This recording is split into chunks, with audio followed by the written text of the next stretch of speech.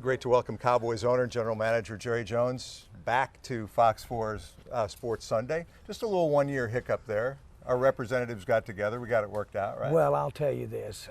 How do you stay mad at Mike Doocy, okay? Now, I get to throw things when I'm watching him on television every night. Oh, right. And listening to you critique me and the Cowboys, but still, Mike, we've had a great run of it. You're a fine, fine man, and it's great to have you interested in the Cowboys. Well, that'll pretty much wrap it up with Jay. No. You may not think I'm a fine man when I harp on the Zeke thing, but I'm going to start with it anyway. How long can you afford to be without him before you start to get really worried about it? Oh, I think that, when you ask what is right, as far as the decision is concerned, it could be that we need to see Weber. It could be that we need to see Pollard. We need to see Jackson. We need to see our offense run without Zeke, because you could very well not have Zeke or any player. Zeke is arguably our best player. Zach Martin could get a lot of arguments, but we've got so many other players that have to play to make a football team up, and so we've got to have them all. We have a plan of how to make this work, and Zeke's business will have to fit in it, not us and his. I just want to ask you one more thing about it. You value your personal relationships with your players so much. So how do you separate that? Because you're close to Zeke, yet now he's not here, and it's creating this situation for you. How do you keep those apart? Well, you have to work at it.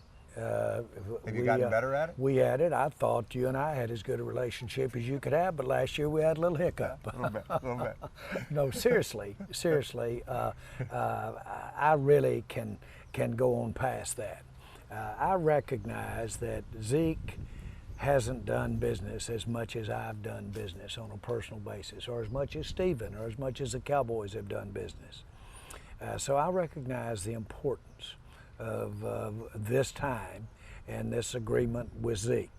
And so we work through that. I handicap any twinges of frustration that I might have or that I want to have on behalf of the Cowboys. I handicap that because I know these guys are dealing with really what is probably going to be a rare thing in their life. At the news conference the other day, you briefly hesitated when asked about Jason Garrett's status. Were you being funny? Was that what that was about? Okay. Yes, and probably, maybe inappropriately, although I think everyone does understand how much I believe in Jason, and I have always thought that he's the coach that could lead us to the ultimate successes. Those are hard to get. It's probably misplaced to put it on the shoulders of any one individual.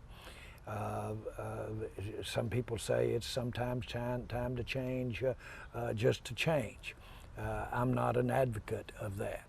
I have a lot of respect for all the really great things Jason is about as far as being a head coach.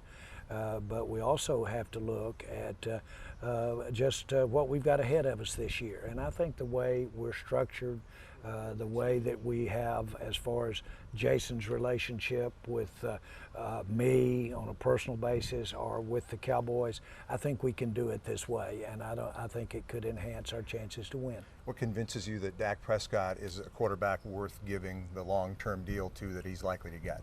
Well, I like the way Dak has performed when he's under pressure. He has basically done it. He did it at the collegiate level, and he's done it for us.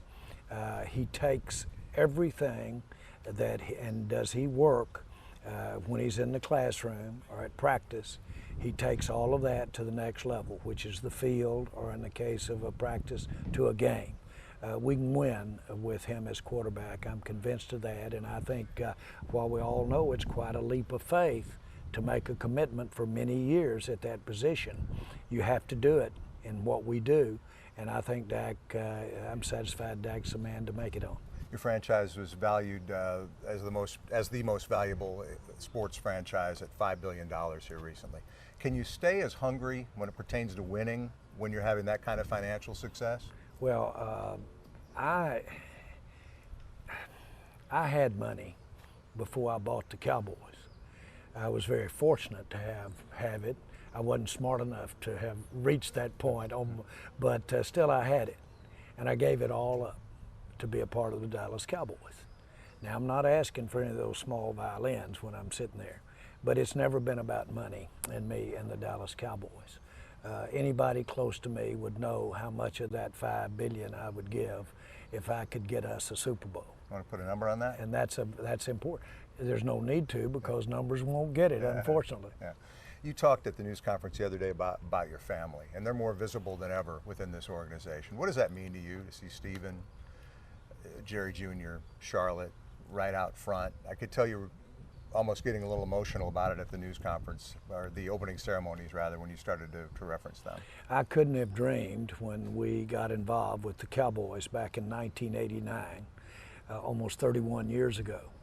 I couldn't have dreamed that the most rewarding thing for me about being a part of the Cowboys and being involved in sports would go right back to my family.